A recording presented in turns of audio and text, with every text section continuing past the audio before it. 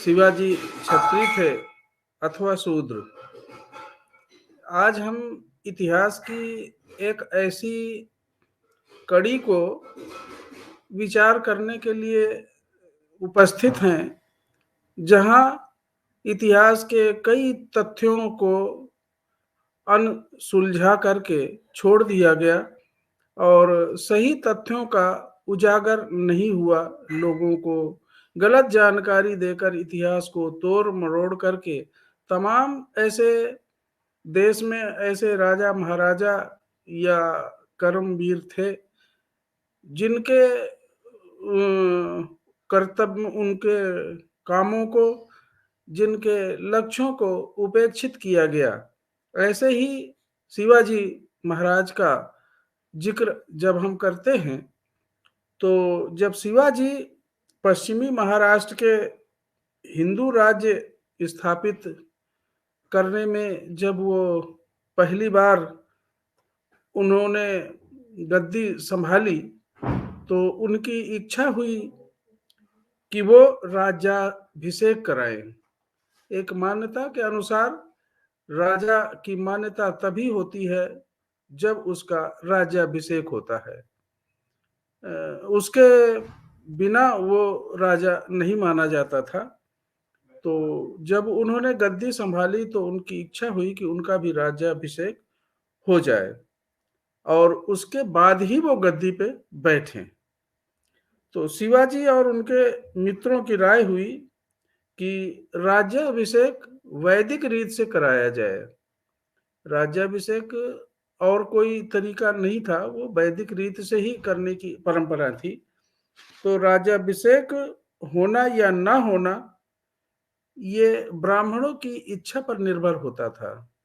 इच्छा का मतलब जो वेद संगत या धर्म संगत जो नियम होते थे उन्हीं के अनुसार ही राज्याभिषेक होता था, क्योंकि ब्राह्मणों के सिवा और कोई राज्याभिषेक कराने का अधिकारी नहीं था। राज्याभिषेक वैदिक रीति के अनुसार केवल क्षत्रिय वर्ण का ही होता था। केवल क्षत्रिय वर्ण ही अधिकृत है जिसका राज्याभिषेक हो सकता है। तो प्रश्न ये भी उत्पन्न हुआ कि क्या शिवाजी क्षत्रिय हैं? जिनका अभिषेक होना है तो ये निश्चित जानना जरूरी है कि क्या वो क्षत्रिय हैं। वैदिक रीति में क्षत्रिय का ही अभिषेक होना है। तो ब्राह्मणों ने उन्हें खोजबीन के अनुसार उन्हें क्षत्रिय नहीं माना और यह कहा कि इनका तो राज्याभिषेक हो ही नहीं सकता क्योंकि ये क्षत्रिय नहीं, ये शूद्र हैं। ब्राह्मणों ने उन्हें शूद्र माना। शिवाजी के मंत्री चिटनिस जो उनके मंत्री थे, उनकी माता जीजाबाई और भगवती भवानी की राय से शिवाजी का अभिषेक बनारस के किसी महापंडित महाज्ञानी और जो इसको करा सके ऐसे ब्राह्मण की खोज के लिए एक बहुत बड़ा दल बनारस भेजा गया। ये बात में ये कहानी नहीं है, मैं आपको तथ्यों के साथ जानकारी देना चाहूंगा कि महाराष्ट्र का इतिहास पृष्ठ 244, इसमें ये बिल्कुल कोई भी व्यक्ति देख सकता है और उसमें लिखा हुआ है कि बनारस के प्रसिद्ध पंडित घाघ भट्ट ने 6 जून 1774 को रायगढ़ में वैदिक रीत से उपनयन कराकर राज्याभिषेक कराया। उनका उपनयन तो वैदिक रीत से कराया, उसके बाद राज्याभिषेक कराया। कैसे? श्री वैद ने शिवाजी, फाउंडर ऑफ महाराष्ट्र, इस स्वराज पेज नंबर 248 से 252 में लिखा है कि प्रत्येक मंत्री को, जो राज्याभिषेक के बाद मंत्री बनाए गए, ब्राह्मण जो मंत्री बनते थे, उनको 1,00,000 होन, एक हाथी, होन उस समय की मुद्रा थी, एक हाथी, एक घोड़ा, वस्त्र और गहने दिए गए थे। ये लिखित है सब कुछ। घाघ भट्ट को ये राज्याभिषेक कराने के बदले 1,00,000 रुपया दक्षिणा दी गई थी। उस समय 1674 में 1,00,000 की वैल्यू लोग समझ सकते हैं। 1,00,000 दक्षिणा दी गई थी। उसके अलावा उन्हें और भी बहुत से उपहार दिए गए थे। इस पूरे राज्याभिषेक का खर्च 4,26,00,000 खर्च आया था। डच रिकॉर्ड में, जो डच बाहर से जो लोग आए थे, तो उन्होंने भी भारत के विषय में बहुत कुछ लिखा है। तो डच रिकॉर्ड में राज्याभिषेक 3 अक्टूबर 1684 को हुआ था। उसमें शिवाजी के वजन के बराबर सोना, चांदी, तांबा, लोहा आदि, उसके साथ कपूर, घी, शक्कर, सुपारी, फल आदि तौलकर सारा सामान ब्राह्मणों में बांटा गया था। दक्षिणा अलग से दी गई थी।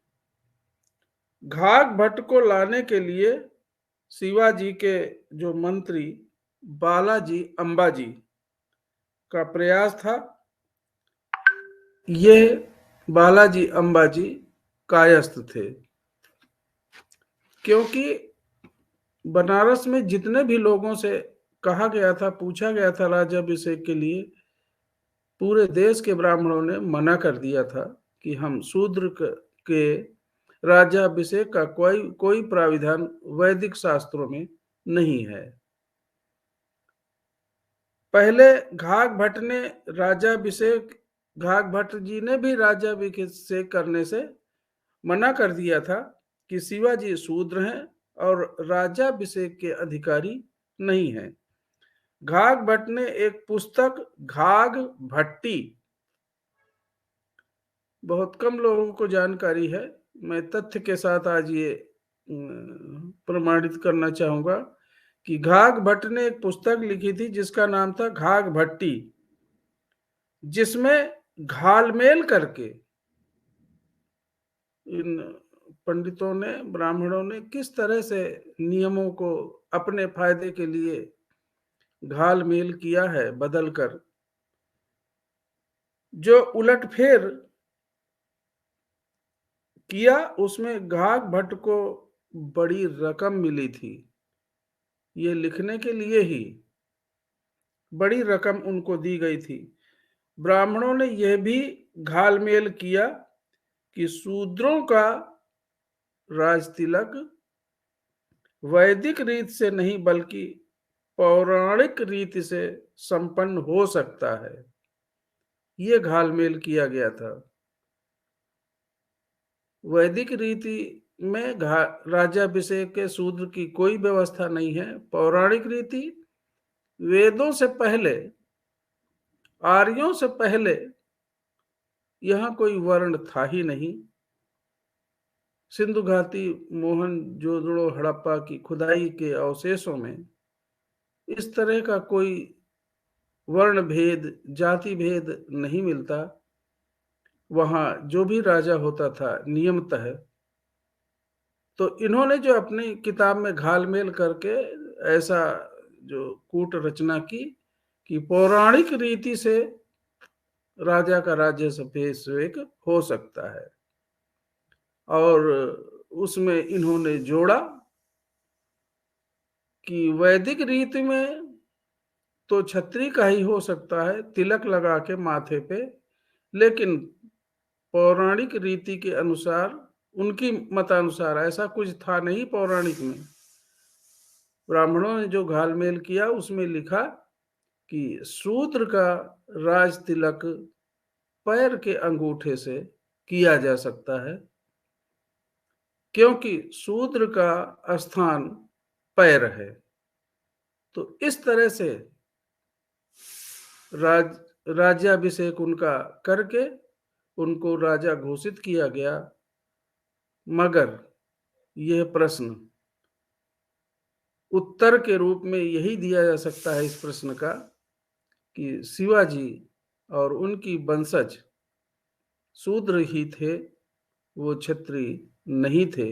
इन ग्रंथों में, ऐतिहासिक पुरातत्व में ये सब बातें उपलब्ध हैं। जय भीम, नमो बुद्धाय, नमस्कार।